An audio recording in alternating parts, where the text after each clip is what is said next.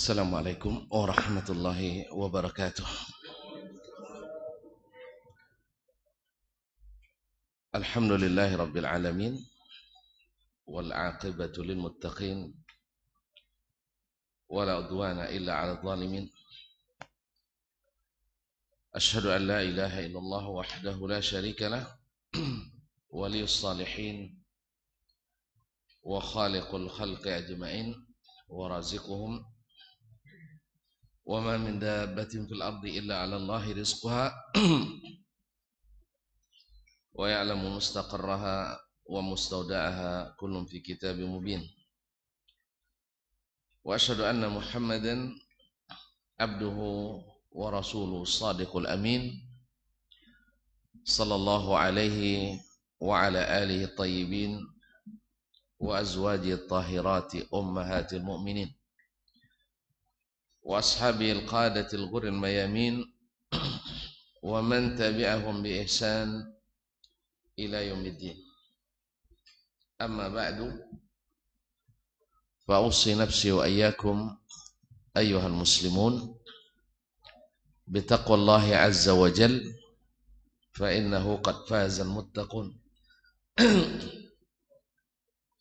Ya ayyuhalladzina amanu taqullaha haqqa tuqatih wa la tamutunna illa wa antum muslimun. Bapak dan Ibu kaum muslimin dan muslimat, saudara dan saudari, serta adik-adik dan anak-anak jemaah salat subuh di Masjid Ubay bin Ka'ab radhiyallahu ta'ala anhu yang saya muliakan, yang saya hormati dan saya cintai. Alhamdulillah, subuh ini kita diberikan Allah kesempatan untuk menyambung kaji. Walaupun sebenarnya agak berat tadi karena pulang malam juga cukup terlambat, sekitar 1:30 mungkin, dan kebetulan keluarga juga kurang sehat, mungkin saya juga, tapi karena janji yang sudah terlangsung diikat, jadi saya tak pakai peribahasa jembatan biasa lapuk, janji biasa mungkir. Oleh sebab itu saya upayakan juga datang. Mudah-mudahan Allah SWT berkahi waktu yang sedikit ini, dan semoga Allah sehatkan yang, Allah sembuhkan yang sakit, Allah berikan rahmat dan ampunan kepada yang mendahului kita, dan Allah jaga yang sehat-sehat ini. Amin. Kaum muslimin dan muslimat dirahmati Allah SWT, salawat dan salam kepada baginda Rasulullah sallallahu alaihi wasallam yang telah menghabiskan waktunya untuk menyampaikan dakwah al-haq ini, yang telah mengorbankan segala yang bisa beliau korbankan, harta, tenaga, bahkan hampir jiwanya dalam menyampaikan risalah Allah tabaraka wa ta'ala. Ini menjadi penyemangat kita pula untuk senantiasa menyuarakan al-haq, tentu saja dengan bimbingan ilmu yang Allah turunkan dan Nabi dan wahyu dan sunnah yang Nabi ajarkan. Semoga Allah mudahkan kita memahami dan dikuatkan untuk mengamalkan dan menjalani. Kembali kita bersama Imam Abu Utsman As-Sabuni rahmatullahi alaihi wa ala jami' ulama Islam dalam kitabnya Aqidatu As-Salaf Ashabil Hadis, Aqidah As-Salafus Salih, para ahli hadis. Sudah sering kita sampaikan kenapa ini dibahas, karena kalau di zaman as-salaf itu mereka baca Al-Quran, baca hadis, langsung diimani.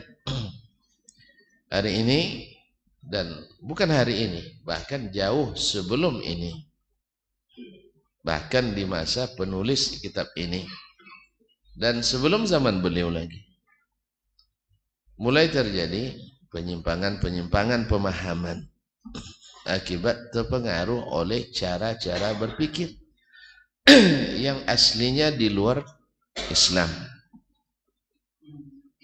Maka para ulama pun mau tidak mau harus menjelaskan supaya tidak tercampur antara hak dengan batin. Maka perlu lagi ilmu ini yang disebut dengan ilmu akidah. Yang sebenarnya ini adalah ilmu alat juga.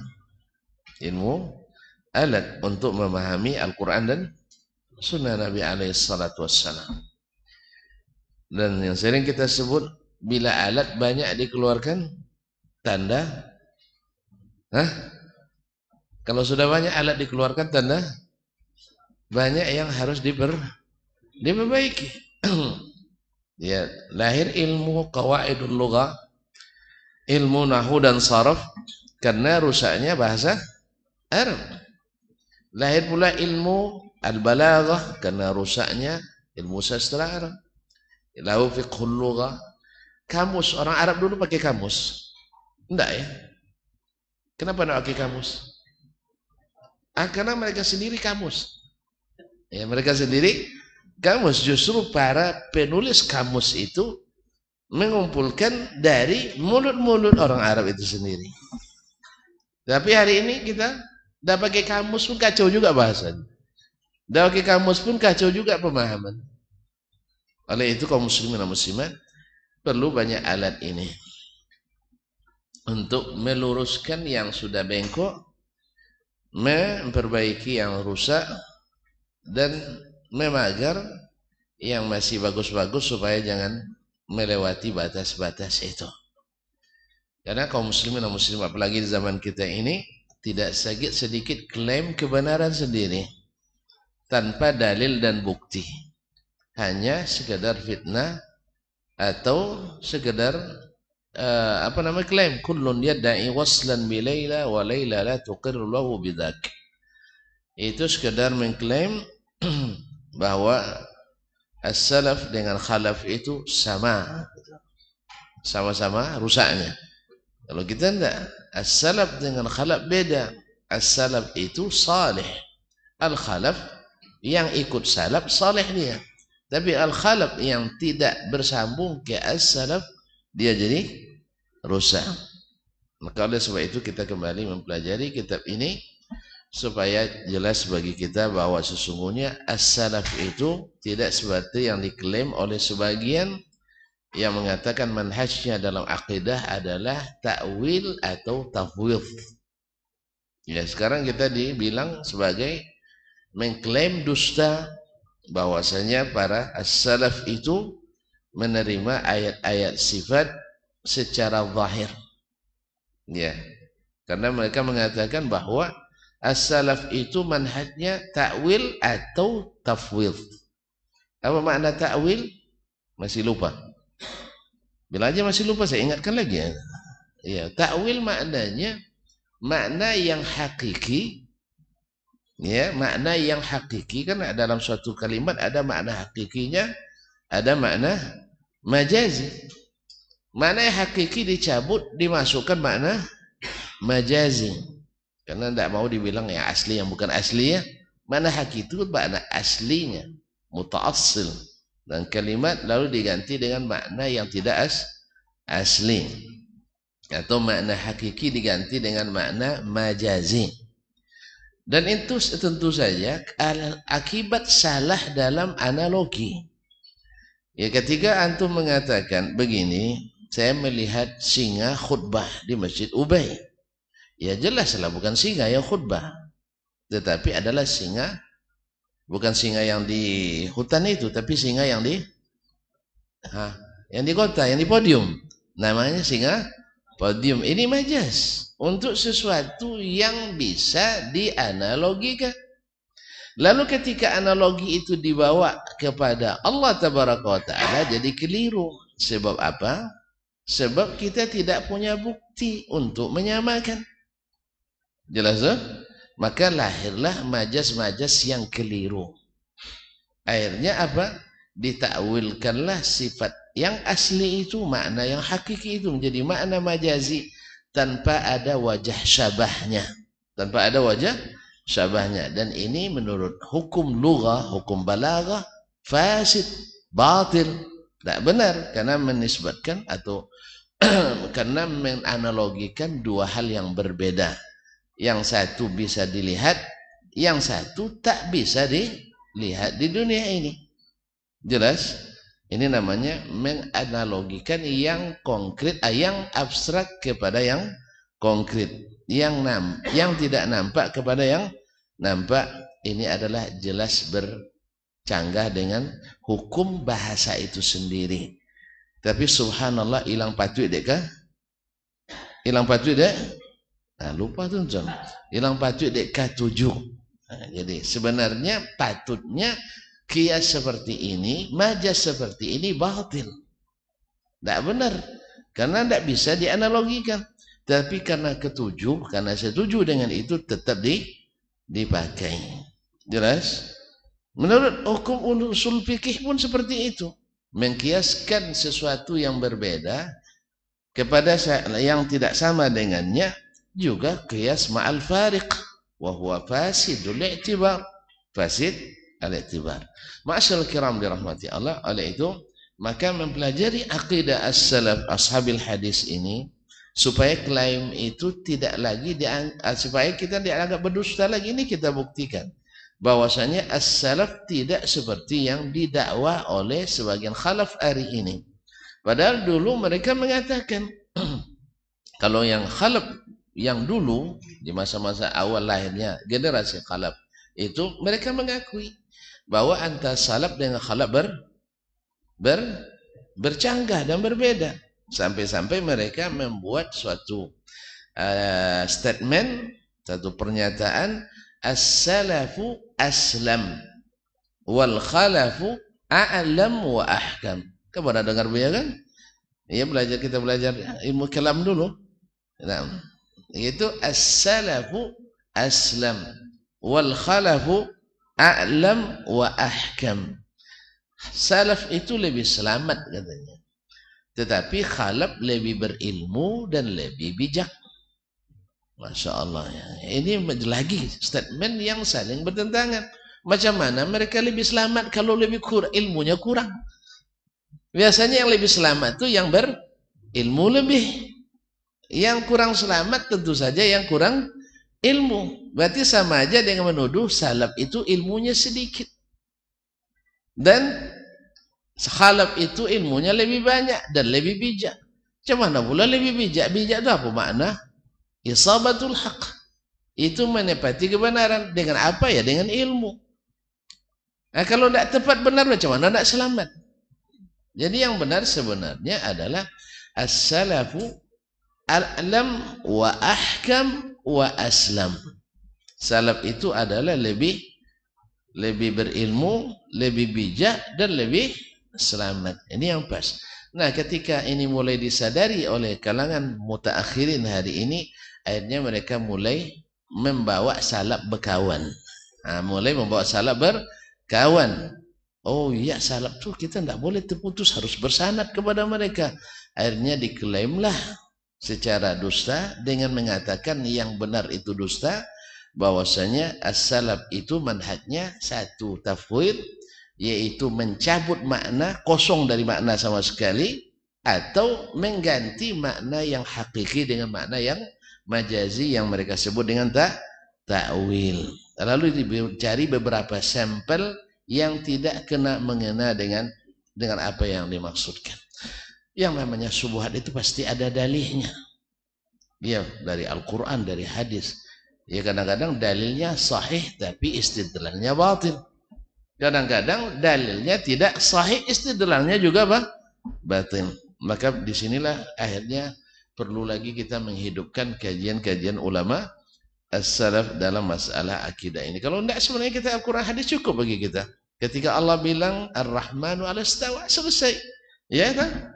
Tapi datang orang meragu-ragukan, antum terbuka pula siaran radio nanti. Oh iya ya, ternyata salah kita. Bahaya kita mengakui Allah istiwa, bersemayam di aras. Ini akidah sesat. Kau buah. Nah, ini masalahnya, kau buah Wahabi gitu. Dikira buatan Wahabi. Yang agak jujur dikit ini warisan Ibnu Taimiyah katanya. Ibnu Taimiyah ini agak jujur sedikit ini, agak jujur sedikit. Cuma lucunya kadang-kadang sebagian bilang Ibnu Taimiyah itu Wahabi katanya. Ibnu Taimiyah abad ke-7, Wahabi lahir abad ke-12. Jadi begitulah kaum muslimin. Fitnah itu memang selalu mengada-ngada. Nah, oleh sebab itu kita ambil ulama yang wafat 400. Nah, 400 berapa kemana wafatnya? 432 Hijriah, abad ke-5. Mana dulu dari abad ke-7? Mana lebih dulu, abad ke-5 apa abad ke-7? Tergantung hitungnya, usah kalau di atas hitung. Kalau eselon ya dari atas dulu ya. Iya. Atau dari bawah? Atas dulu, eselon 4, 3. Mana tinggi, 3 atau dari 4? Iya, nanti kalau antum jadi payah nanti. Abang sudah eselon berapa katanya? Udah eselon 2 Pak katanya. Ayah nanti kita angkat jadi eselon 4 ya katanya. Jadi eselon 4. Mana tinggi 4 apa 2? Eselon 2 ya. Jadi kaum muslimin dan muslimat dirahmati Allah, lebih dulu abad ke-5 dari abad ke-7. Akan ada lagi nanti ulama-ulama di abad pertama sendiri. Sekarang kan klaim Masya Allah tabarakallah sebagian besar ulama itu adalah berpahaman khalaf, Asy'ariyah atau Maturidiyah. Sebagian besar ulama, subhanallah, mereka lupa bahwa sebagian besar ulama itu salaf. Karena yang paling banyak ulama kan di masa sahabat, kemudian masa tabi'in. Sah? Mana lebih banyak ulama di masa itu atau masa kita? Di masa itu. Dan mereka jauh sebelum lahirnya pemahaman-pemahaman khalaf yang belakang itu. Jadi oleh itu kaum muslimin dan muslimat dirahmati Allah, kadang-kadang ya begitulah. Ahlul ahwa itu mudah untuk mengklaim dan tidak jujur dalam bukti dan fakta. Allahumma musta'an. Baiklah kaum muslimin dan muslimat. Sekarang sampai pada alinea ke-19 halaman 150 dalam terbitan ini. Syekh Badr Al-Badr qala rahimahullahu taala istiwa'ullahi ala arsyih. Yaitu istiwanya Allah di atas arasy-Nya. Ya, kalau kembali kepada klaim tadi, istawa ini kalau tidak ditakwilkan maknanya dengan istilah atau tidak ada maknanya sama sekali. Ya maknanya kita tak paham, sahabat tak paham, kita tak paham. Yang penting istiwa sajalah. Tidak boleh dimaknai dengan makna yang sudah dipahami dalam bahasa Arab. Ini makna tafwid. Serahkan aja ilmu sama Allah, sama dengan kita baca alif lam mim dengan ar-Rahman 'alal arsy istawa. Tidak ada arti yang kita pahami. Padahal as-salaf tidak mengartikan seperti itu. Ya, yang al-huruful muqatta'ah kan seperti Abdullah bin Abbas, seperti yang disebutkan oleh Imam At-Tabari rahimahullah dalam tafsirnya, bahwasanya tafsir itu kan terbagi berapa kemarin? Masih lupa, alhamdulillah. Ya, masih ingat saya lagi ya, masih lupa. Tafsir terbagi 4 menurut Abdullah bin Abbas, yaitu habrul ummah, ahli tafsirnya umat ini. Pertama adalah tafsirun ya'lamuhu kullu ahad. Tafsir yang langsung dipahami oleh siapapun yang membaca Al-Qur'anul Karim. Langsung paham. Ya, tidak perlu keahlian bahasa Arab. Asal pandai bahasa Arab, tidak perlu ahli mendalami bahasa kaidah-kaidah apa namanya fiqhul lughah dan sebagainya, enggak. Dari makna zahir langsung paham. Jelas? Yang kedua adalah tafsirun ta'lamuhul arabu bilughatiha. Tafsir yang orang Arab paham dengan bahasanya.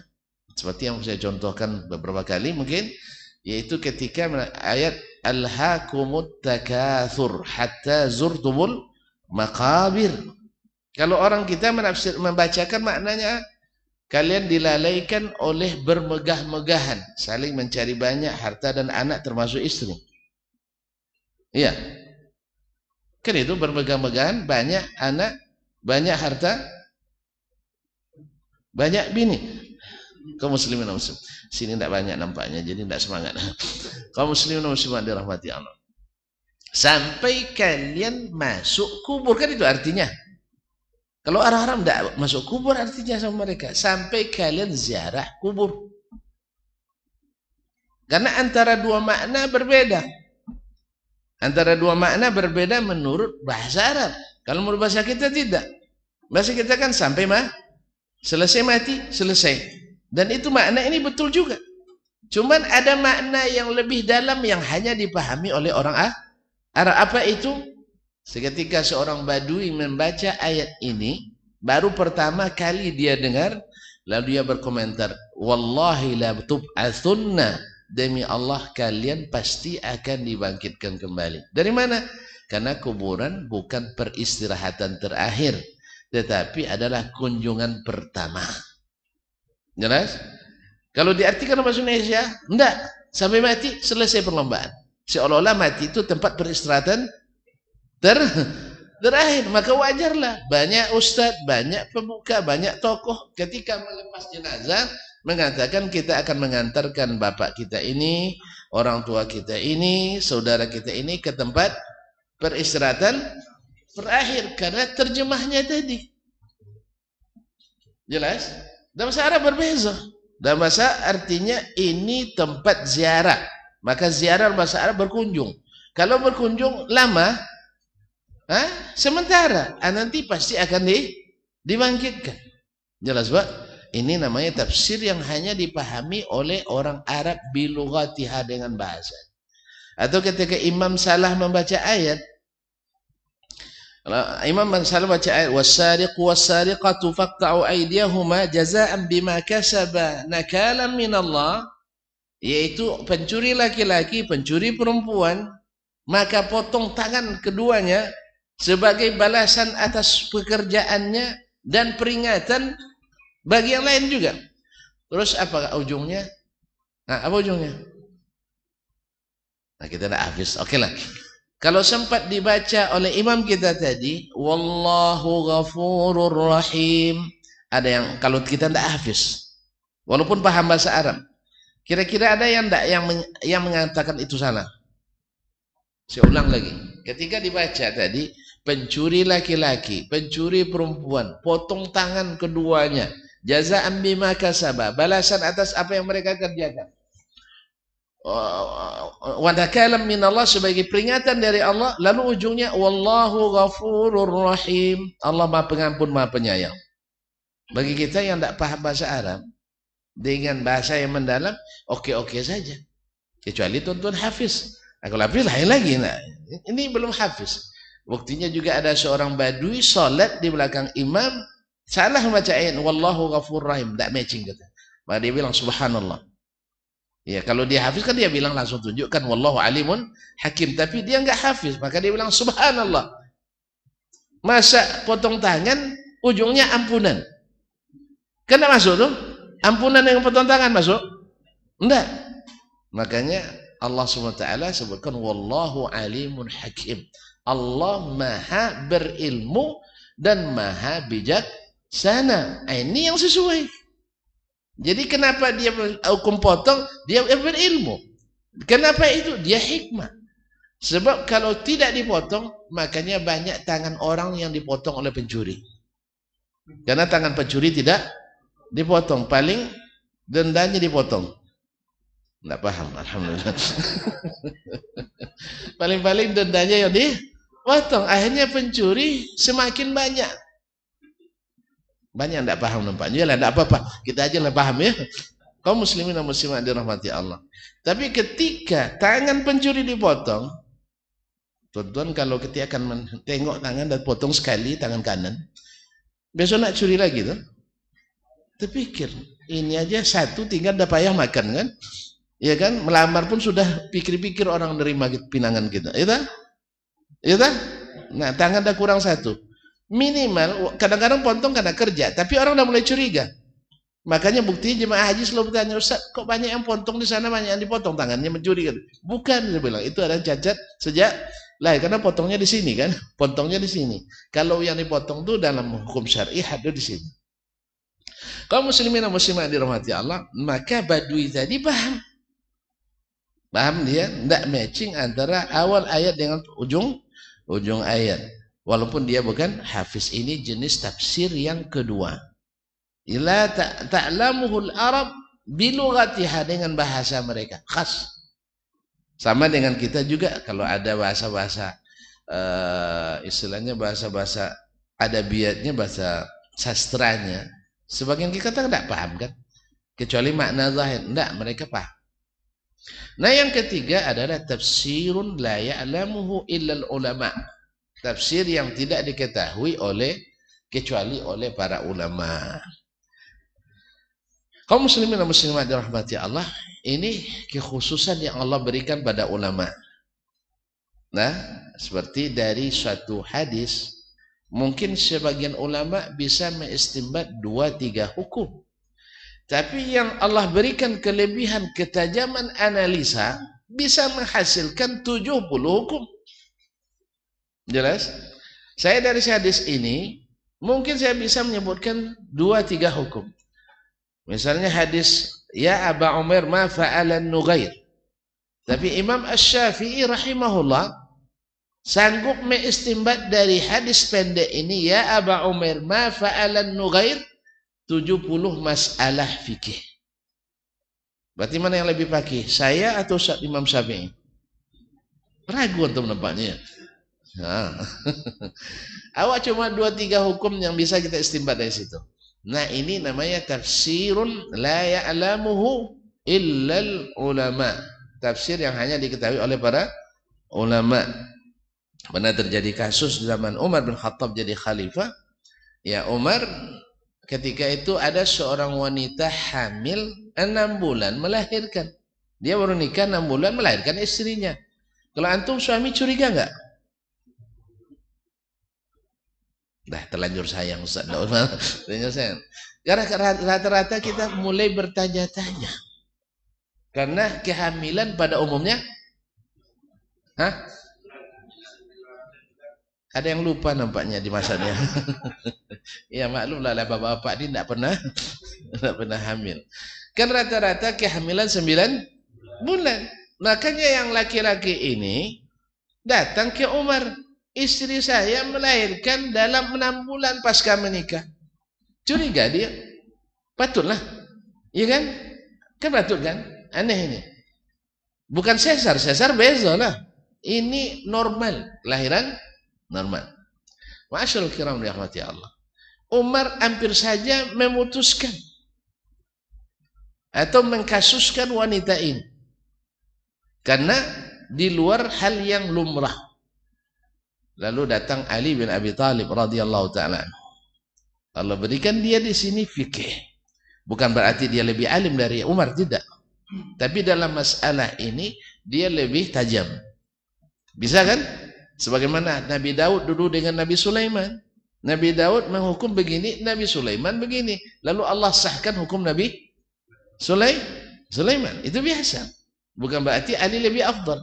Karena masalah ini, sebagaimana juga sebagian ulama mungkin saja muridnya dan beberapa masalah lebih tajam dari gurunya. Itu biasa. Bukan berarti dia kadang-kadang lebih hebat dari gurunya, tidak.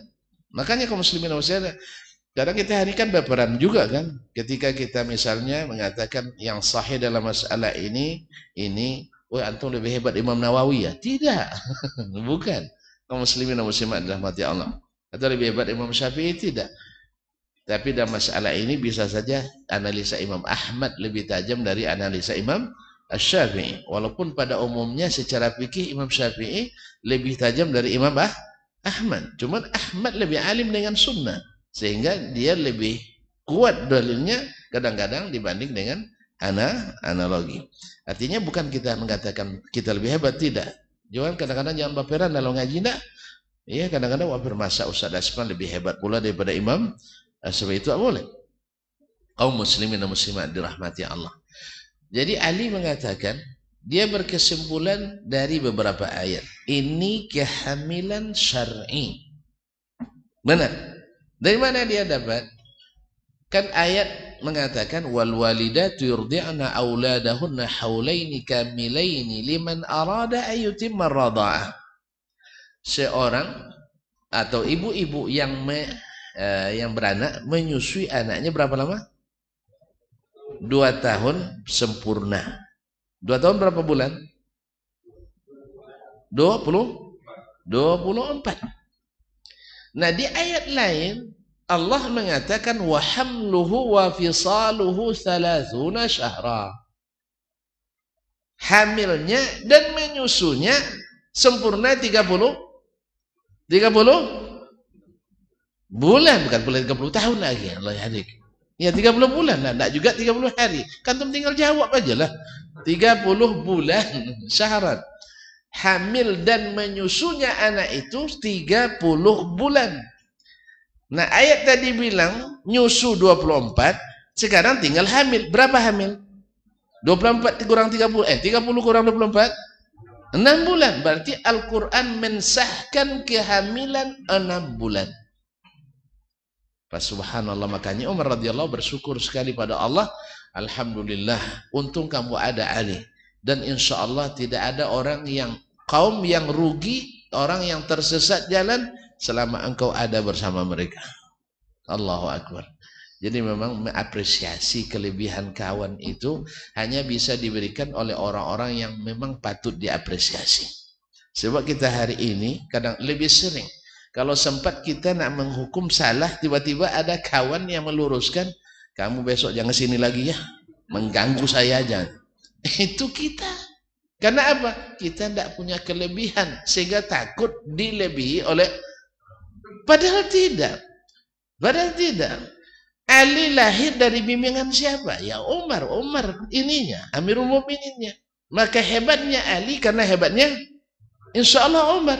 Sebab dengan pemerintahannya orang-orang hebat itu nampak. Jangan gara-gara ada yang lebih hebat dari kita seperti Fir'aun kan. Takut ada orang yang lebih hebat dari dia sehingga dibunuh seluruh anak yang lahir yang laki karena takut dia. Padahal kalau dia terima, Masya Allah, berarti rakyat saya ada yang hebat, lebih hebat dari saya, berarti saya hebat dalam memerintah. Kan itu seharusnya. Cuman memang orang hebatlah yang bisa dengan besar hati. Makanya tuan-tuan pandai-pandailah mengapresiasi. Kalau ada murid yang lebih hebat dari kita, jangan cemburu, jangan hasad. Ada teman yang lebih hebat kita, jangan cemburu, jangan hasad. Alhamdulillah, anak murid saya ternyata Allah berikan hebat berarti. Tapi jangan ujub ya. Alhamdulillah ya Allah, engkau berikan saya keahlian dalam mendidik anak ini. Syukur jadi yang timbul. Nah, Umar juga seperti itu. Balik lagi ke yang tadi. Mohon maaf ya, saya juga muter-muter sedikit. Ya biar enggak ngantuk. So kalau udah masuk ke buku kita ngantuk. Jangan tuan-tuan, kami aja ngantuk. Ya, kami aja kalau udah belajar tauhid nih ngantuk. Karena rata-rata ustadznya enggak suka muter-muter gitu. Ya, ustadznya lurus. Biasanya ngantuk jalan lurus atau jalan belok-belok. Serius ini. Sopir ngantuk di jalan lurus atau jalan belok? Lurus. Makanya terpaksa agak belok-belok dikit ya. Mohon dimaklumi saja. Ya karena tuan-tuan pengantuk. Apalagi subuh-subuh begini. Iya. Dan kalau tuan-tuan ngantuk, saya lebih duluan ngantuk nanti. Mohon maaf ya, mohon maaf. Jelas? Ini tafsir yang ketiga. Nah, yang keempat adalah tafsirun la ya'lamuhu illallah. Tafsir yang tidak diketahui kecuali oleh Allah. Nah, Ibnu Abbas menyebutkan contohnya adalah al-huruful muqatta'ah. Huruf-huruf yang dipotong-potong itu. Yang di awal-awal surat. Alif lam mim, alif lam ra, alif lam mim sad, kaf ha ya ain sad, qaf sad, dan seterusnya. Jelas? Ini yang tidak dipahami kecuali oleh Allah. Nah, lalu datang kita belakangan mengatakan ayat-ayat sifat tak tahu maknanya kecuali Allah. Berarti lebih hebat dari Ibnu Abbas radhiyallahu taala anhu. Dia tak menyebut ini tafsir la ya'lamuhu illallah. Jelas? Karena Allah menurunkan Al-Quran bilisanin arabiyyin mubin. Ma'asyarul kiram dirahmati Allah. Kemudian ditegaskan oleh Imam At-Tabari rahimahullah, wa aktsarut tafsir minal jinsainil awwali wathani. Kebanyakan tafsir itu adalah dari jenis yang pertama dan jenis yang kedua. Kebanyakan tafsir Al-Quran itu adalah jenis pertama dan jenis kedua. Tafsir yang langsung dipahami oleh siapapun dan tafsir yang diketahui oleh orang Arab dengan keahlian bahasanya. Keahlian bahasa di sini bukan maknanya sarjana bahasa, tidak. Berapa banyak sarjana bahasa, qawaidul lughah, tapi pas bercakap bahasanya juga keliru. Dan betapa banyak orang-orang Arab tak tahu dia kaidah nahwu sharaf, tapi bahasanya lurus. Jadi bukan ahli bahasa, tidak.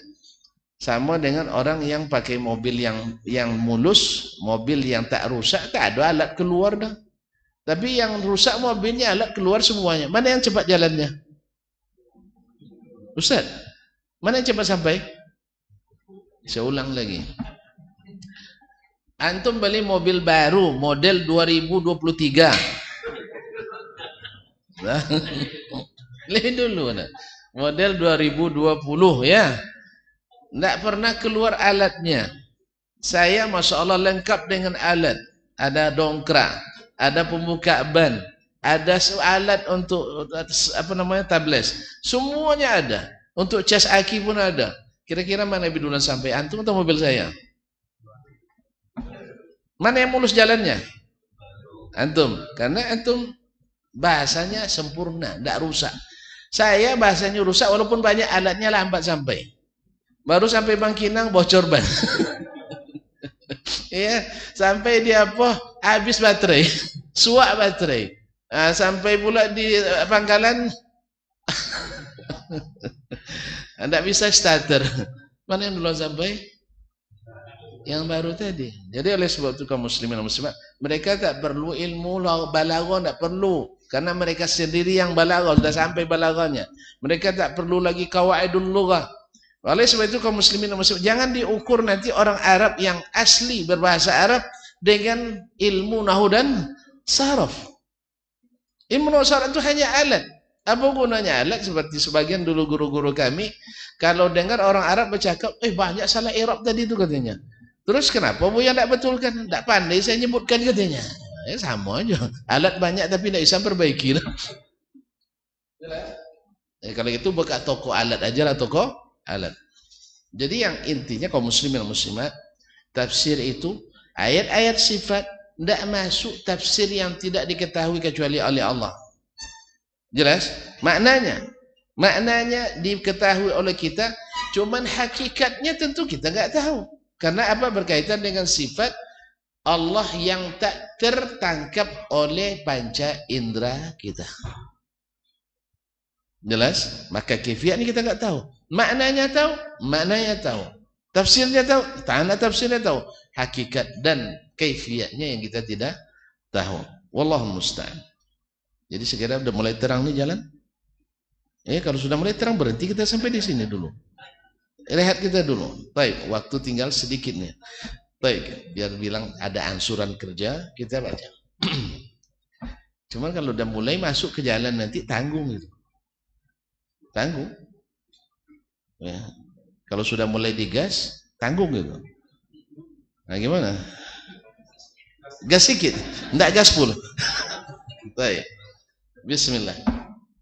Istiwa Allah ala arsyih. Allah istiwa di atas arasy-Nya. Wa ya'taqidu ahlul hadis. Ahlul hadis, tonton harus ingat lagi, ahlul hadis bukan pakar hadis. Jelas? Tapi yang mengamalkan hadis, memakai hadis.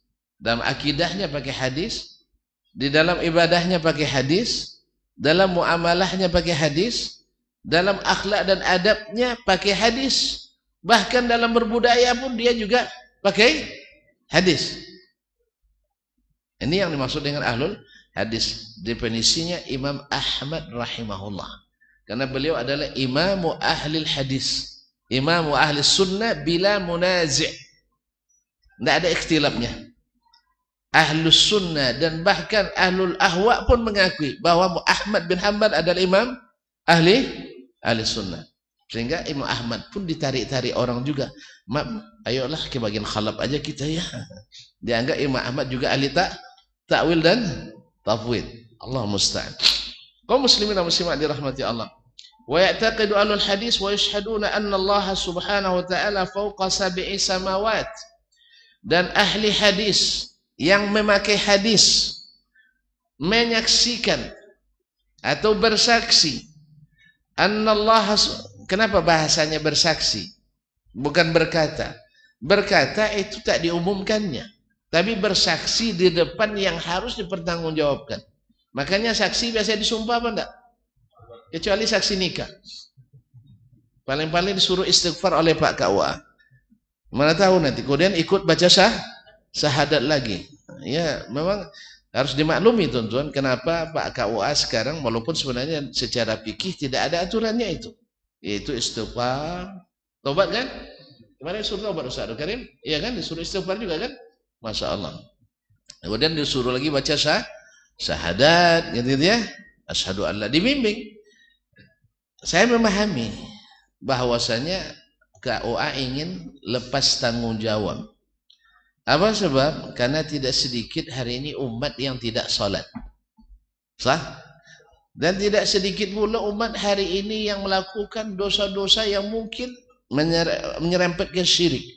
Maka diulangnya syahadat waktu itu kan? Diulangnya syahadat itu. Jadi dosa didebat nanti ya. Ya, karena prosedurnya sudah seperti itu nampaknya, maka kita cari akan alasannya. Kenapa itu dilakukan? Dan secara umum bersyahadat kapanpun dibolehkan. Istighfar kapanpun dibolehkan. Apalagi dalam hajat-hajat besar seperti ini. Barangkali itu alasan yang membuat para penghulu itu lakukan itu. Wallahu ta'ala alam. Sampai ustaz pun disuruh juga syahadat lagi ya. Allah musta'an. Kaum muslimin dan muslimat. Jadi yashhadun, bersaksi. Karena ini harus disyahadatkan, harus dibuktikan, harus diikrarkan bahwasanya mereka beriman, mereka bersaksi Allah Subhanahu wa taala fawqa sab'i samawat. Allah di atas langit ketujuh. Di atas 7 lapis langit, di atas langit ketujuh. Dan ini dalilnya nanti banyak. Ya, kata Ibnul Qayyim tak kurang dari 2000 dalil. Ya, baik secara nas maupun secara mafhum daripada Al-Qur'an dan hadis Nabi alaihi salatu wassalam. Bahkan ya, dalam ucapan sehari-hari pun kita selalu menyebutnya di atas. Orang-orang yang tak mengakui Allah di atas pun bila nunjuknya juga ke atas. Nengadahnya ke Allah juga ke atas. Cuman entahlah, Allah musta'an ya. Ya, kadang-kadang ya Allah kan ke atas juga. Tidak ada yang muter-muter kemana ya Allah, tidak ada. Itu bukti fitrah itu masih oke sebenarnya. Cuman akal yang sudah mulai nah, itu yang bilang rusak saya. Saya bilang terkontaminasi. Biar canggih bahasa dikit. Terkontaminasi. Ya kalau bilang rusak nanti parah tuh Ustaz. Dia bilang terkontaminasi. Fawqa sab'i samawat ala arsyih, di atas arasy-Nya. Kama nataqa bihi kitabuhu, sebagaimana Al-Qur'an sendiri yang mengatakan. Nataqa, berucap.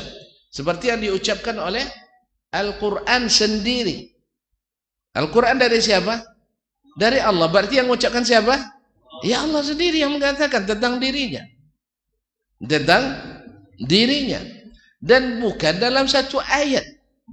Andainya makna yang dimaksud itu bukan istawa, kenapa Allah tidak dalam sebagian ayat menafsirkan dengan makna yang istaula? Misalnya di surat ini, di As-Sajdah, misalnya Ar-Rahman al-Istawa dalam surat Taha misalnya, di surat lain nanti dengan istaula. Jelas? Atau dengan makna yang lain? Tidak. Semuanya makna istawa, thumma istawa, astawa, dan sebagainya. Berarti makna itu yang dimaksud. Fi kitabi fi qouli azza wa jal fi surati Yunus, dalam surat Yunus, inna rabbakumullahu alladhi khalaqas samawati wal arda fi 6 ayyam thumma istawa 'alal 'arsy. Sesungguhnya Rabbmu lah. Ya, dalam surat Yunus tadi ayat berapa? Ayat 3 ya. Inna rabbakumullahu alladhi khalaqas samawati wal arda. Sesungguhnya Rabbmu ya yang telah menciptakan langit dan bumi. Langit kan banyak ya. Dan bumi. Fi sittati ayyam. Dalam 6 hari.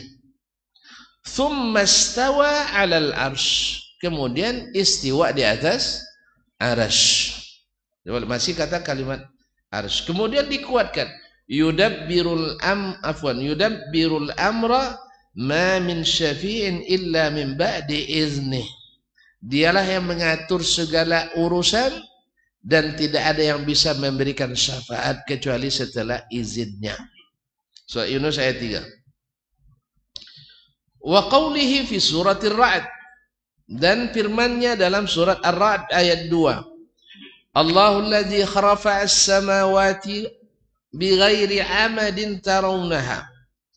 Allah lah yang telah mengangkat langit tanpa tiang yang kalian lihat. Ya, kalian lihat langit tanpa tiang. Nah, siapa yang angkat? Allah. Butuh kepada yang di bawahnya? Enggak. Maka kaedah setiap yang di atas membutuhkan yang di bawahnya, kaedah juga batil dalam sebagian masalah. Makanya kaedah itu, mohon maaf kaum muslimin dan muslimat, dengan segala hormat kita dengan para ulama, kaedah baik usul fikih, kaedah nahwu, kaedah saraf, kaedah balaghah, abadi, bayan, ma'ani dan sebagainya, itu kaedah pada ghalibnya.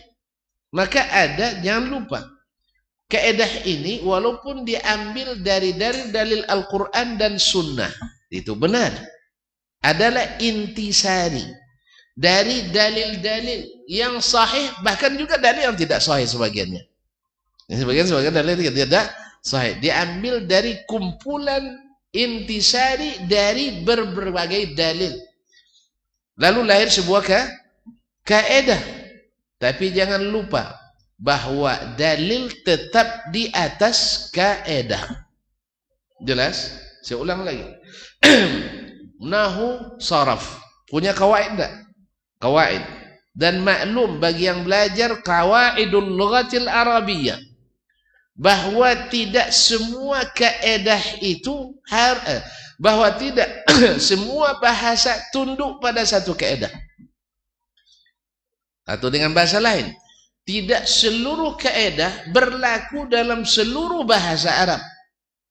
Karena setiap kaedah ada istisnanya, ada pengecualian.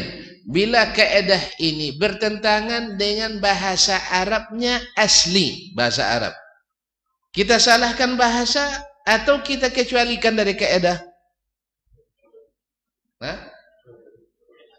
Atau salahkan kaedah? Enggak, kaedah tidak salah. Karena umumnya memang seperti itu. Dan bahasa Arab orang asli Arabnya juga tidak salah. Sebab kaedah diambil dari bahasa Arab yang asli. Makanya setiap kaedah ada istisnanya. Jelas? Kaedah-kaedah baik ilmu filsafat sendiri sekalipun, bahwa dalam ilmu filsafat misal setiap yang mengalir selalu menuju ke bawah, dan ini tidak salah. Tidak salah kan? Seluruh yang mengalirnya kemana? Ke bawah. Tapi zaman berkembang, maka antum lihat nanti air ada yang mengalir ke atas. Terus antum salahkan air tuh. Ini tidak mungkin air nih, pasti antum nih. Apa sebab? Sebab mengalirnya ke atas. Keliru antum. Berarti air antum berarti air ini bukan benda cair. Gara-gara kaedah. Akhirnya air disalahkan. Sehingga air yang jelas mengalir dianggap bukan benda cair. Apa sebab? Bertentangan dengan kaedah. Jelas? Nah, makanya itu yang maksud kita. Kaedah itu betul intisari dari banyak dalil. Dari Al-Quran, dari hadis. Misalnya kaedah usul fikih ini, al-aslu fil amri lil wujub. Ini hukum asalnya. Tapi kan di ujung dibuatkan pengecualian para ulama. Illa ma dallat dalilu ala khilafihi. Kecuali ada dalil yang menyalahinya. Makanya seluruh kaedah pasti ada istisnanya. Dari mana istisnanya? Dari sesuatu yang lebih tinggi dari kaedah itu sendiri. Kalau kaedah bahasa Arab, maka bahasa Arab lebih tinggi dari saya ulang lagi. Kaedah bahasa Arab diambil dari mana? Dari bahasa Arab. Nah, bila ada orang Arab, misalnya Bani Taim, menyalahi kaedah yang sudah disebutkan oleh ulama nahwu, mana yang salah? Mana yang salah? Kaedah yang salah atau orang Taim ini yang salah? Tidak ada yang salah. Kaedah ini mengakomodir sebagian besar. Dan ini pengecualian. Jadi kaedah tidak salah, ini juga tidak salah. Cuman bila bertentangan dengan kaedah, kita terima atau tidak? Ulang balik. Makanya ini kan berat kajinya memang. Tonton mau juga ini. Tadi kita sebutkan bahwasanya setiap benda cair bila mengalir menuju tempat yang paling rendah daripadanya, betul? Ini hukum asalnya. Seiring dengan teknologi, sekarang air mendaki atau air mancur, iya tak? Nah, apakah gara-gara bertentangan dengan kaedah akal tadi, kaedah logis tadi, logisnya benda cair mengalir ke tempat yang rendah? Apakah gara-gara kaedah tadi antum melihat air mengalir ke atas, antum mengatakan ini bukan air, ini bukan benda cair? Enggak. Jelas? Jadi kaedah enggak salah, ini pengecualian. Nah, terapkan nanti dalam keakidah.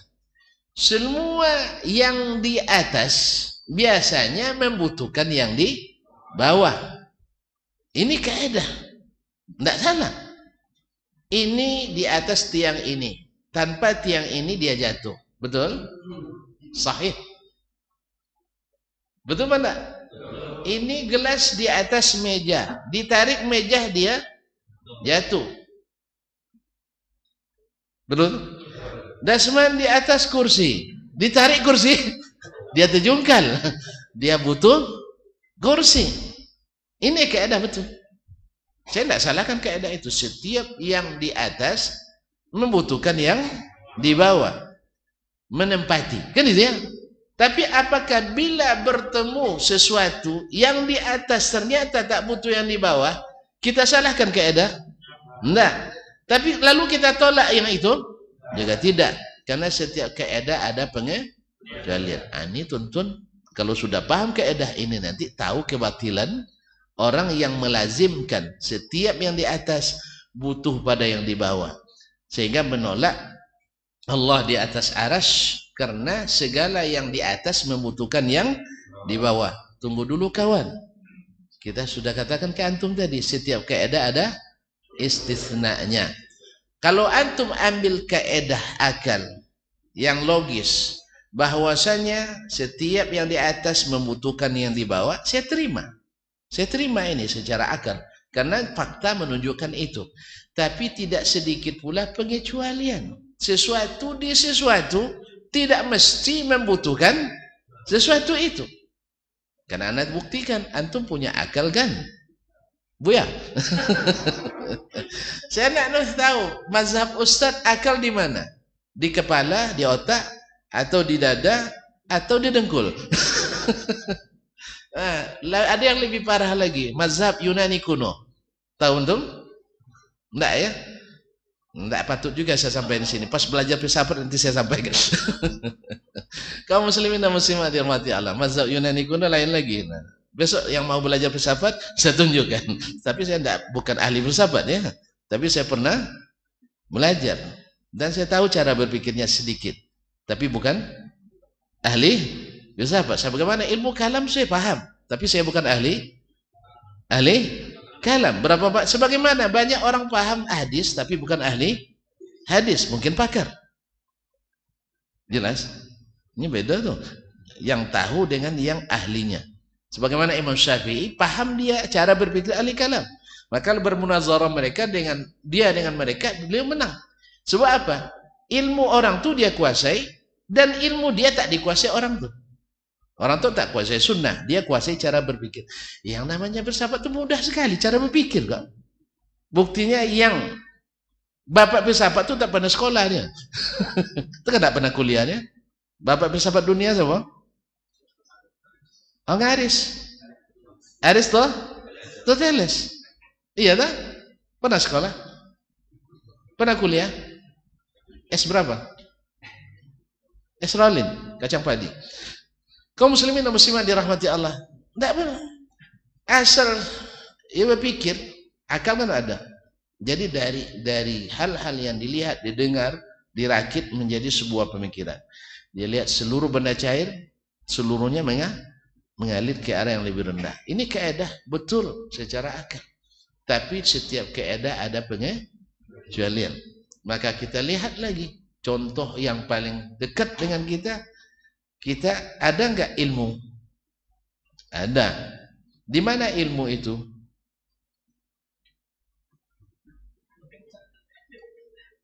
Kok bingung? Kalau Imam Al-Ghazali bilang al-ilmu ma fis sudur la ma fis sutur. Ilmu itu yang ada di sini, bukan yang tertulis. Dulu beliau tidak begitu kagum dengan para penghafal hadis. Sampai dalam suatu perjalanan, ya sebagaimana kita hari ini yang tidak tahu nilai hafal, ya, tidak tahu dia nilai hafal, dia tidak paham. Sampai nuntut seperti dia ini Imam Al-Ghazali. Sampai di perjalanan, dalam perjalanan orang dulu kan di padang Sahara. Nah, ketika dia perjalanan datang angin kencang, terbang seluruh kertas-kertas bukunya. Baru dia sadar lupa semuanya. Allah dia bilang al-ilmu ma fis sudur la ma fis sutur. Ilmu itu yang ada di sini yang dihafalkan, bukan yang dituliskan. Artinya kalau bisa dihafalkan. Masyaallah kiram, sekarang antum punya ilmu, betul? Ilmu itu di mana? Atau di mana-mana aja gitu ya. Orang pasti nunjuk kayaknya ke sini. Kalau kita kurang ilmu pasti begini kata orang tuh. Iya kan? Ilmunya sedikit adanya. Atau di sini. Taib, ada menempati? Ada menempati? Tidak ada. Tidak ada tempatnya.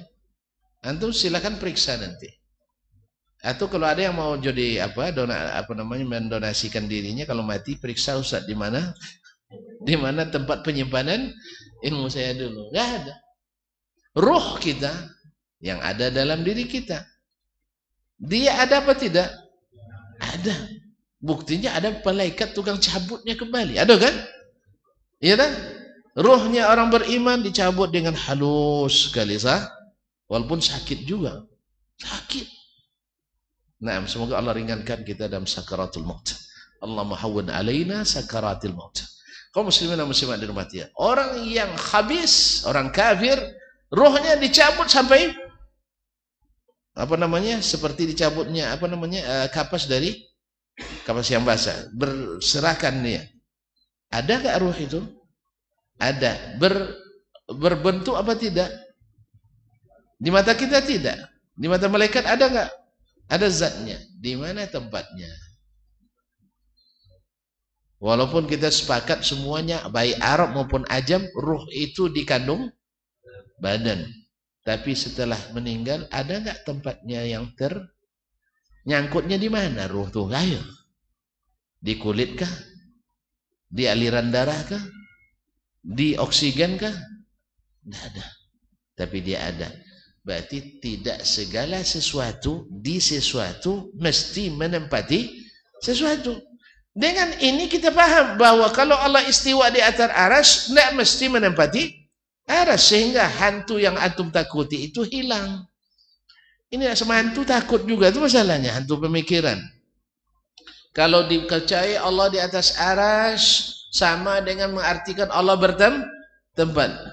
Ini kan hantu ini, tidak ada wujudnya, tapi menakutkan sekali. Iya tak? Kan ini yang bikin orang takut semuanya. Antum kalau mengatakan Allah di atas aras seperti Wahabi, bahasa sekarang. Kalau dulu ada Wahabi, nah. Seperti salaf dulu bahasa orang dulu. Orang dulu menyebutnya seperti salaf.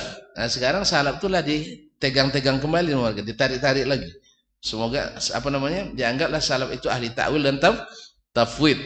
Dicari random samplingnya, sampling secara acak sehingga kesimpulannya baca. Saya ulang lagi, karena biasa dengan multi stack random sampling. Paham enggak maknanya? Yang biasa meneliti, yaitu ambil sampel beracak bertingkat sehingga hasilnya baca acak setiap tingkat. Enggak paham? Ya, besoklah masuk kuliah saya tunjukkan. Jadi panjang lagi nanti kalau buat contoh di sini. Nah, tinggallah besoklah. Yang jelas kaum muslimin dan muslimat, setiap kaidah ada istisna, ada pengecualian. Baiklah, kalau makhluk di atas makhluk, memang butuh makhluk. Saya terima. Secara logika memang nyatanya seperti itu. Antum di atas sajadah memerlukan sajadah, kalau tidak kedinginan. Ya tak? Ya? Nah, dan seterusnya. Ini HP di atas tripod. Kalau tidak dia jatuh, tak bisa merekam. Betul. Ini kaidah tidak salah. Cuman apakah dipaksakan seluruhnya pakai kaidah ini? Tidak. Apakah yang keluar dari kaidah salah? Tidak. Sebab dalil lebih tinggi dari Saya ulang lagi. Antum bilang tadi kaidah diambil dari dalil, betul kan? Kaidah apapun diambil, kaidah bahasa Arab diambil dalilnya dari bahasa Arab.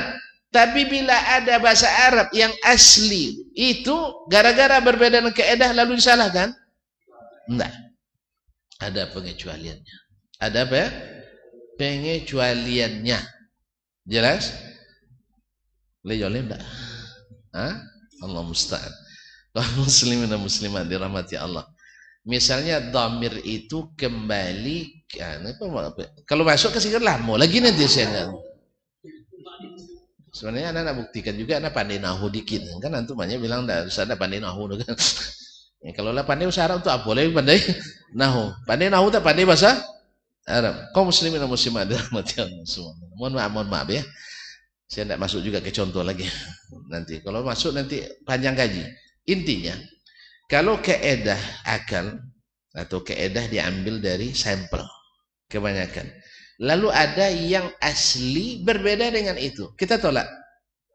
Tidak mungkin. Makanya apalagi kalau kaidah akal bertolak belakang dengan dalil.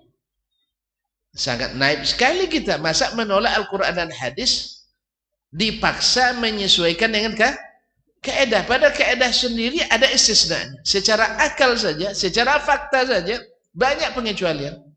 Ya tak? Sudah kita sebutkan langit di atas. Di bawah langit ada berapa banyak benda?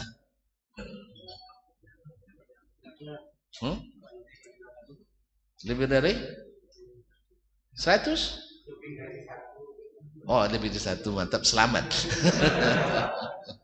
Lebih dari 1, berarti banyak lebih dari. Berarti antum mazhabnya aqallul jama' itsnan. Minimal jamak itu 2. Kalau saya 3 akhi. Baik, ala kulli hal. Berarti antum mazhabnya bahasa Inggris. Kaum muslimin dan muslimat dirahmati Allah subhanahu. Triliunan benda di bawah langit. Tapi langit tak membutuhkannya. Langit tidak membutuhkannya. Bahkan kalau dihitung secara fisika, saya bukan ahli fisika. Ya, kalau ada ahli fisika tolong betulkan. Justru benda-benda itulah yang membutuhkan langit. Allah menyebut was-samaa'a binaa'a. Langit itu sebagai bangunan. Tanpa langit kita entah apa jadinya. Makanya Allah berikan langit yang kita butuhkan. Justru yang di bawah membutuhkan yang di atasnya. Jadi keliru. Setiap sesuatu di atas sesuatu membutuhkan yang di bawahnya. Ini keliru. Walaupun kaidah secara umum berlaku seperti itu. Jelas? Tapi memaksakan seluruhnya harus sesuai kaidah adalah pemaksaan namanya. Pemaksaan kan tidak bagus. Makanya sering dipaksakan. Sehingga kadang-kadang untuk meluluskan kaidah ini mesti dengan intimidasi pihak penguasa. Dengan intimidasi pihak penguasa. Tidak dengan dalil, tapi dengan membuat fitnah-fitnah. Dengan buat gelar-gelar. Ya, seperti kepada Ahlus-Sunnah dikasih gelar Al-Mujassimah, ahli tajsim. Padahal kita katakan dengan terang, tidak, kami bukan ahli tajsim, kami bukan menjisimkan Allah. Antum yang salah paham, tidak ngaji sama kita. Coba ngaji, duduk dulu, insya Allah tahu bahwa kita tidak mentajsim. Oh, mesti enggak. Kita bilang enggak mesti, antum yang bilang mesti. Sama tadi, kalau sesuatu di atas sesuatu mesti membutuhkan ini di bawah. Tidak. Kami tidak membutuhkan itu. Antum aja yang salah paham. Antum yang salah paham. Kan sudah banyak contoh. Akal tumpunya di otak atau di hati atau di dengkul atau di titik-titik. Nah, ini rahasia ilmu filsafatnya. Kaum muslimin dan muslimat tak menempati. Tak menempati. Ruh tak menempati. Jadi banyak keedah-keedah yang kenyataan tidak sesuai dengan kaidah. Tidak mungkin kita merubah kenyataan demi menyesuaikan dengan kaidah. Tidak mungkin, walaupun dalil walaupun kaidah usul fikih, kaidah fikih berasal dari dalil-dalil yang disimpulkan oleh ulama. Taib, apakah dengan kaidah itu disimpulkan oleh ulama otomatis kaidah lebih tinggi daripada dalil? Juga tidak. Juga tidak. Maka tetap supremasi dalil lebih tinggi dari kaidah. Maka bila bertentangan kaidah dengan dalil dan tidak bisa dikompromikan tanpa dipaksakan, tidak dipaksakan, paksa dalil dan mengikuti itu lain. Enggak, dalam bahasa Arab aja kita tidak bisa terima, apalagi dalam akidah. Dalam bahasa Arab aja, bila kaidah bahasa Arab bertentangan dengan bahasa Bani Taim misalnya, atau bahasa kaum akalunil baraghis, para ulama menyebutkan ini mustatsna minal kaidah dan bahasanya sahihun 100%, benar 100%, walaupun tidak sama dengan kaidah.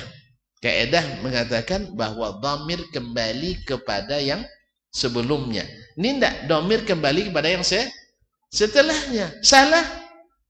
Menurut kaidah salah, tapi menurut bahasa Arab tidak salah. Kaidah itu diambil dari bahasa Arab. Jelas? Jelas? Sudah jelas, kita berhenti sampai di sini. Tidak jadi kita lanjutkan. Ya. Jadi tuan-tuan harus tahu bahwa kaidah itu tidak kita salahkan. Tetapi kita juga punya yang lebih kuat dan tinggi dari kaidah, yaitu Al-Quran dan Sunnah. Al-Quran dan Sunnah. Itu lebih tinggi dari kaidah akal itu. Walaupun kaidah akal itu tidak kita salahkan. Segala sesuatu di atas sesuatu membutuhkan yang di bawahnya. Betul. Betul itu. Ya. Tetapi sesuatu yang bisa antum melihat. Allah tak bisa, maka tak boleh dianalogikan. Karena ini nama qiyas ma'al fariq. Maka ini termasuk pengecualian dari kaidah akal tadi. Karena dalil tidak mendukungnya. Oleh sebab itu kaum muslimin, walaupun antum pakai dalil laisa kamitslihi syai'un, tak satu pun yang serupa, jelas tak serupa satu pun dengan, kenapa dikiaskan? Jelas kan? Laisa kamitslihi syai'un. Kalau memang tak ada satu pun yang serupa dengannya, kenapa dianalogikan? Kan analogi semua sesuatu di atas sesuatu membutuhkan sesuatu yang kan analogi semuanya. Maka menganalogikan Allah yang laisa kamitslihi syai'un kepada makhluknya adalah analogi yang disebut dengan qiyasun ma'al fariq, wa huwa fasidul i'tibar, tidak bisa dianggap enggak ada. Oleh itu kaum muslimin dan muslimat dirahmati Allah, disinilah antara simpang yang memisahkan antara as-salafu dengan al-khalaf. As-salaf mengikuti yang lebih tinggi dalil, sedangkan al-khalaf memaksakan yang lebih rendah, yaitu kaidah. Akhirnya apa? Yang memaksakan kaidah sempit cara berpikirnya, Sehingga di antara sifat Allah itu hanya sebagian kecil yang diterimanya. Sedangkan al-khalaf karena mengikuti yang lebih tinggi, maka tinggi cara berpikirnya.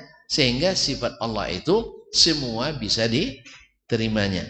Mana yang lebih hebat? Yang bisa menerima banyak atau yang menerima sedikit? Serius ini. Ya. Mana yang lebih hebat? Yang punya istri satu dari yang punya istri 4? Ngaku aja lah, serius. Yang bisa menerima istri 4 lebih hebat. Apalagi ke-4-4-nya damai, tentram. Daripada satu kelahi terus. Sudah milik cuma satu tapi kelahi terus. Ini ndak 4 damai semuanya. Masya Allah. Ini juga mudah-mudahan jadi inspirasi bagi ibu-ibu ini. Kalau tidak, pandai-pandailah memfungsikan diri seperti 4 istri bagi suami. Kalau suami misalnya ingin istri yang pandai cari duit, dimanapun disimpan dia dapat. Fungsikan diri seperti itu. Ya, kan ada istri yang pandai cari duit, di mana simpan dapat mau dia. Kalau suami misalnya jenisnya pecinta kuliner, belajarlah pandai masak. Bang, abang masak apa hari ini? Maka masak tumis godok ya katanya kan? Mana tuh dia tumis godok? Oh ya, saya nak coba. Dia susah berfantasi kan? Nggak, dek saya mau goreng pucuk ubi hari ini. Ya, atau goreng timun misalnya. Pandailah berfantasi. Kalau ternyata suami yang sukanya istri yang bila dia pulang selalu berada di sampingnya, fungsikan itu. Kalau semuanya sudah fungsi 4 istri, dia tak ingat lagi istri yang lain. Cuman masalahnya itu, fungsi satu istri aja kadang tidak terfungsikan oleh sebagian istri. Sama, suami sama Ustaz. Awak jangan bilang istri aja terus, kita juga sama. Buktinya tadi istri sakit ditinggal juga pergi ngaji. Kan saya yang salah. Iya. Berarti lebih sayang sama jemaah Ubay daripada kan itu tafsirnya nanti itu. Habisnya terpaksa sih minta maaf deh itu. Allah musta'an. Jadi kalau seandainya saya diperlakukan yang sama nanti, itu harus saya sadari diri saya, sebab sering ditinggal-tinggal. Karena terpengaruh bahasa orang tua-tua dulu, sayang istri ditinggal-tinggalkan. Ternyata salah pasang keedahnya. Salah pasang, maksudnya ditinggalkan dalam keadaan sehat, jangan dalam keadaan sakit. Jelas ya? Jelas? Jadi insya Allah kita sambung besok aja ya. Tapi ini luar biasa, antum bisa paham kaidah ini. Dan saya bisa mengulang kaji kembali. Luar biasa ini. Bahwa setiap kaidah ada istisnanya. Dan setiap kaidah ada pengecualian. Dan pengecualian itu bukan berarti kaidah salah, tidak. Dan bukan berarti pengecualian itu harus disesuaikan dengan kaidah. Karena kaidah itu diambil dari dalil, dan bila dalilnya berbeda tentu tidak sama. Jadi jangan antum analogikan dengan bakso, dengan miso dan sebagainya. Sebagainya itu analoginya untuk mengetahui rasa bakso masa dihabiskan seluruh semangkuk udah cukup katanya gitu. Ini kaidah keliru. Kalau baksonya satu kuali, yalah baksonya kan banyak.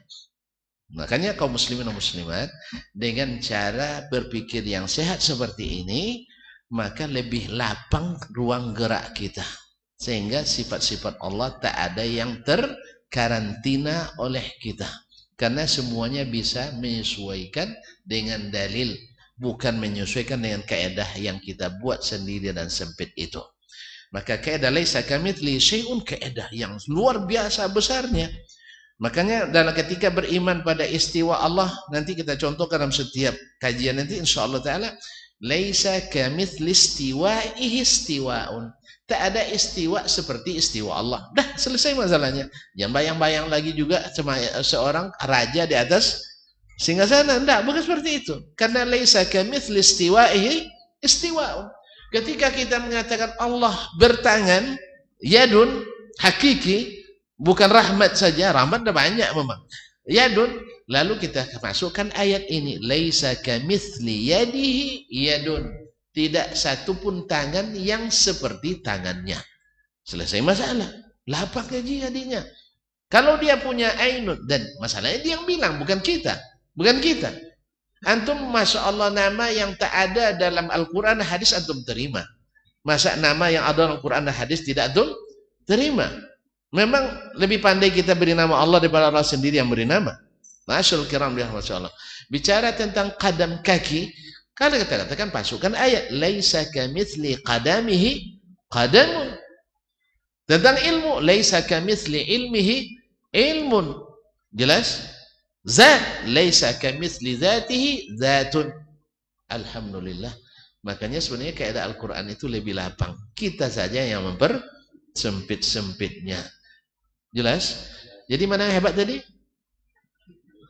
Yang menerima lebih banyak lebih hebat daripada yang menerima sedikit. Sekolah misalnya, sekolah ini menerima 1.000. Lalu sekolah yang lain menerima 10.000. Mana yang lebih hebat? Ya 10.000 lebih hebat. Yang jelas lebih sejahtera gurunya nanti itu. Kaum muslimin dan muslimat. Kalau pakai bayar. Kalau tidak pakai bayar justru lebih hebat. Bisa gratiskan 10.000, ini gratis hanya 1.000. Mana yang lebih banyak? Dari seluruh sisi yang banyak lebih hebat. Jadi ketika kita mengetahui sifat Allah lebih banyak dan kita beriman kepadanya, pasti lebih berpengaruh pada ketaatan kita. Dan ini terbukti bahwa as-salaf itu lebih cepat amalnya.